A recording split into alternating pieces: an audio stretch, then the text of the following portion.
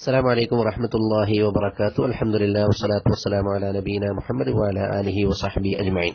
ഇവിടെ ഇമാം ബുഖാരിയിലെ ഒരു ഹദീസ്, അതായത് മിഅ്റാജിന് മുമ്പാണ് ഖബ്ല അൻ യൂഹ ഇലൈഹി എന്ന് പരാമർശമുള്ള ഒരു ഹദീസിനെ, അത് ഖുർആനിന് വിരുദ്ധമാണ് എന്ന് പറഞ്ഞുകൊണ്ട് ആ ഹദീസിനെ തള്ളിക്കളയുന്ന ഒരു പ്രവണത ഉണ്ട്.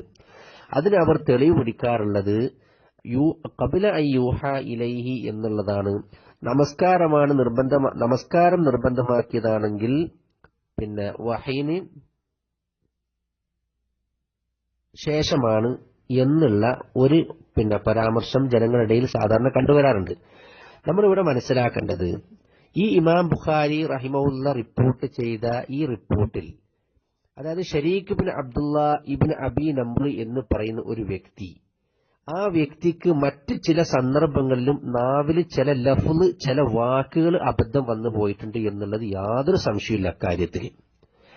ഈ ഇദ്ദേഹത്തിന്റെ ശരീഖ് ഇബ്നു അബ്ദുല്ലാഹി ഇബ്നു അബി നംർ എന്ന് പറയുന്ന ആ വ്യക്തിയുടെ ഖബ്ല അൻ യൂഹ ഇലൈഹി എന്നുള്ളത് ബഅദ അൻ യൂഹ ഇലൈഹി എന്നായാൽ ഈ ഹദീസ് സഹീഹാകുമോ?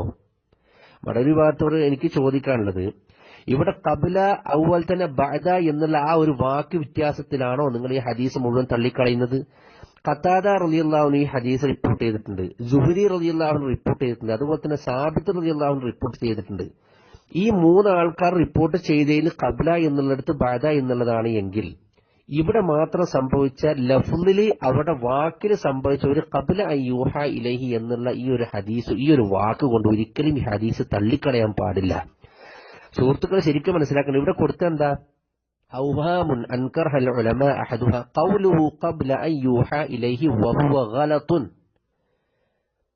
ഖബ്ല അൻ യൂഹ ഇലൈഹി എന്ന് പറഞ്ഞ ആ വാക്ക് ഗലത്താണ്, അബദ്ധമാണ്.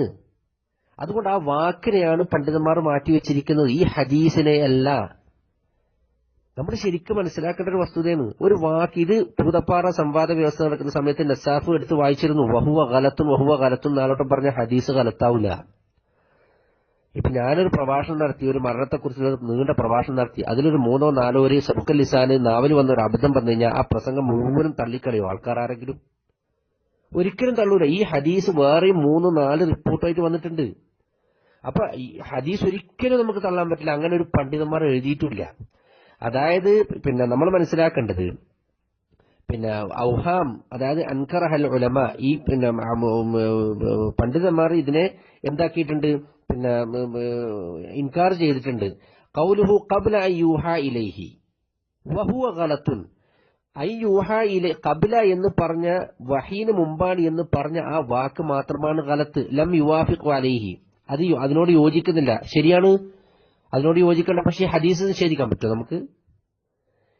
ഈ ഒരു വാക്ക് ഖബ്ല അൻ യൂഹ ഇലൈഹി എന്ന് ഇമാം ബുഖാരിയുടെ സഹിയായ ഹദീസിൽ ഉള്ള കാരണത്താൽ ആ ഹദീസ് തള്ളപ്പെടാന്ന് പറഞ്ഞ ഒരൊറ്റ പണ്ഡിതന്മാരില്ല.